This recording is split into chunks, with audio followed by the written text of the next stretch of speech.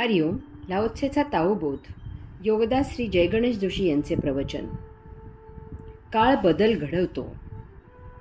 Laozi पुढे सांगतो की जेव्हा वस्तू, रोपे जीवित असतात तेव्हा ती मृदू आणि लवचिक असतात.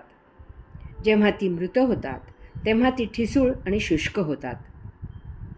येथे काहीतरी भाषांतराचा घोळ झालेला असावा असे वाटते. लाओत्सेच्या ओव्यांचे चीनी भाषेमधून इंग्रजीत भाषांतर करताना थिंग्स असा शब्द वापरला आहे. त्याचे मी मराठीत भाषांतर वस्तू असे केले आहे. आपण जीवित असलेल्यांना वस्तू असे म्हणत नाही. वस्तू रोपासारख्या जीवित नसतात. आपण हा घोळ दुर्लक्षित करून ओवी समजावून घेऊयात. येथे लाओत्सेला म्हणायचे आहे की इतर जीवित असलेली पशु, पक्षी, वनस्पती सृष्टीही याला अपवाद नाही.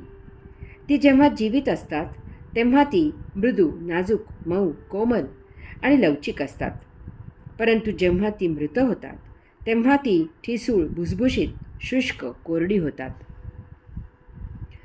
लाओत्सेला सांगायचे आहे की बाल्यावस्थेतील कोमलता, मृदूपणा किंवा वृद्धापकाळातील कठोरपणा, ताठरपणा हा काही केवळ माणसाचाच विशेष नाही. हे सर्वच सजीव सृष्टीला लागू आहे. फरक इतकाच आहे की मनुष्येतर प्राणीसृष्टी सजीव असताना कोमल, मृदू असतात आणि ती निर्जीव झाली की ती ठिसूळ, भुसभुशीत, कोरडी, शुष्क होतात. अशा अवस्था माणसाच्या जीवनात बालपणात आणि वृद्धापकाळात येतात. माणसाला बालपणी ज्या सवयी लागतात त्याप्रमाणे त्याच्या जीवनाला कलाटणी मिळते. जो गुण बाळा तो जन्मकाळा असे म्हटले जाते. या त्याच्या सवयीनुसार त्या आधारावर तो ऐन तारुण्यात प्रत्येक विषय समजावून घेतो आणि जीवन जगतो. त्याप्रमाणे त्याचे जीवन तत्त्व तयार होते. वृद्ध झाला की ही त्याची जित्याची खोड तशीच कायम राहते. अर्थातच याला अपवाद हा असतोच. काही विशेष कारण घडते आणि वृद्धापकाळी मतपरिवर्तन होते. माणूस बदलतो. काळानुसार म्हणा किंवा जीवनातील ती अपरिहार्य असलेली तडजोड म्हणा, तो बदलतो. लोक म्हणतात फणस पिकला. यामुळे बालपणी जे संस्कार होतात त्यांना फार महत्त्व आहे. बालपणी त्यांचे पालन जरी काटेकोरपणे झालेले नसले तरी त्याचे संस्कार मोठेपणी यथायोग्यपणे उफाळून येतात आणि माणसाचे पुढील आयुष्य बदलते, छान जाते.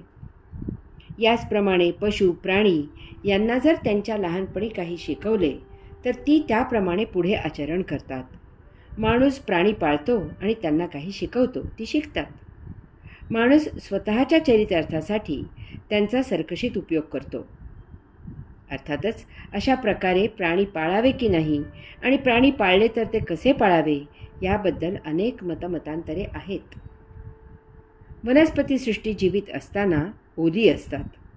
परंतु काही कारणाने ती जर जमिनीतून अन्न पाणी शोषून घेऊ शकली नाहीत तर ती कोरडी, शुष्क होतात आणि मृत होतात.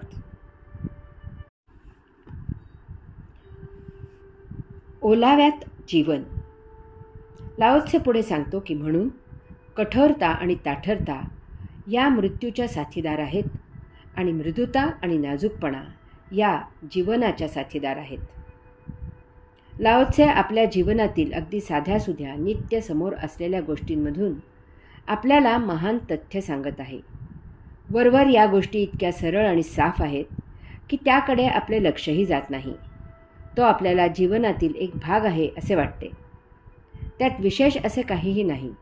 हे असे असायचेच आणि चालायचेच. परंतु लाओत्सेला यात जीवन जगण्याचे रहस्य लपलेले दिसते. माणसाच्या बालपणीचा मृदूपणा, कोमलता तसेच वृक्षलता, पल्लवी यांचा जीवित असताना असलेला ओलावा, नाजूकपणा, लवचिकपणा हा लाओत्सेच्या मते जिवंत असल्याचे लक्षण आहे. तसेच वृद्धत्वातील शुष्कता, कठोरता, ताठरता या गोष्टी लाओत्सेला जीवन संपल्याची, मृत झाल्याची लक्षणे आहेत असे वाटते. ओलावा, मृदूपणा, कोमलता कसा समोर असलेल्या गोष्टींचा आकार घ्यायला तयार असतो. सदा हरित, ताजा तवाना, प्रफुल्लित, उल्हसित असलेला. येथे जुनेपणाचा बुरसटलेपणा नसतो. येथे नाविन्याची नुसतीच हौस नसते, तर येथे नवीन काही असेल तर त्याची ओढ असते. त्याप्रमाणे आत्ता जगत असलेल्या जीवनात काहीही बदल करण्याची मानसिक तयारी असते. जुने जाऊ द्या मरणा लागुनी अशी ललकारी असते. अंगात सतत सळसळता उत्साह संचारत असतो. काही करायचे असे म्हटले की चला सुरू करूया अशी उर्मी असते.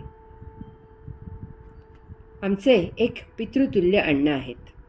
लष्करातून निवृत्त झालेले आहेत. आज त्यांचे वय फक्त 86 वर्षे आहे.